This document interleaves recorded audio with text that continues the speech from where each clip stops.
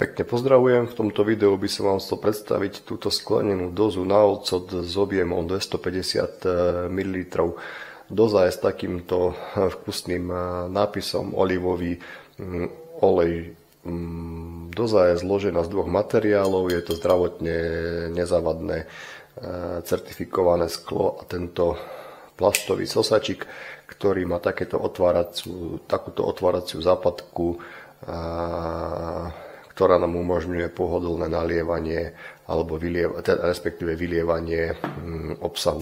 Plnenie dozy je zabezpečené tak, že tento otáčací uzáver točíme, naplníme dozu, zatvoríme a môžeme používať. Výhoda tohto uzáveru je tá, že chráni obsah dozy pred